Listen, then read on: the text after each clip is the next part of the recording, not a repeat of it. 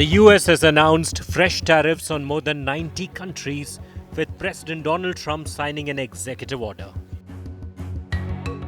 Canada has been slapped by 35% tariff from August 1st, whereas tariff from other countries will come into effect from August 7th.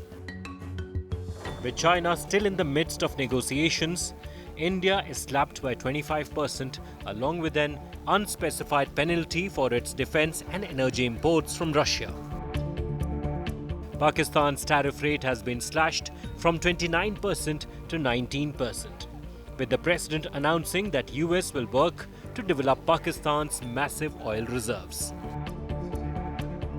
Pakistan's largest refiner, Synergico, will import 1 million barrels of oil from Whitehall in October, the country's first ever purchase of US crude following a landmark trade deal. Pakistan's proven oil reserves are estimated at approximately 353.5 million barrels as of 2016, ranking it 52nd on the list of countries with petroleum in the world. This is just 0.021% of the global oil reserves. India, in contrast, which is the world's third largest crude oil consumer, has around 4.9 billion barrels of oil reserves, ranking among the top 25 globally. That is approximately 0.29% of the world's total oil reserves. Amid this sudden soft corner for Pakistan, what are India's options? Though India has said it will secure the interest of the country, an immediate retaliation is unlikely. Though maintaining trade relations between India and US is still on, India is expecting US trade team to visit India mid-August for further decision on bilateral trade agreement. During PM Modi's visit to the US in February, Trump had offered to sell F-35 jets to India. With the US being the world's largest arms seller, is President Trump looking at the trade deal with India to further its arms business to the Indian subcontinent? The Indian government is keen to keep the bilateral trade talks going on.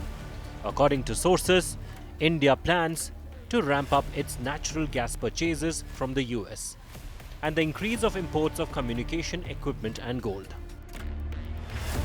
We're also paving the way to ultimately provide India with the F-35 stealth fighters. President Trump had also made a reference during the press conference to F-35 aircraft, and no formal acquisition process for a fifth-generation fighter has been initiated as yet at our end. Though Trump has always called India a friend, his criticism of the country with the highest tariff in the world and the US's inability to do much business with India has found mention in all his tariff speeches. Moreover, Trump takes credit for de-escalating tensions between India and Pakistan, a claim clearly refuted by New Delhi. In yet another post on Truth Social, the US president called India and Russia's economies dead. What is to be seen is, even as India continues to engage in bilateral talks and expands its imports from the US, will President Trump soften his stand for a country whom he called his friend? With Mahashweta Lala, Bureau Report, India Today.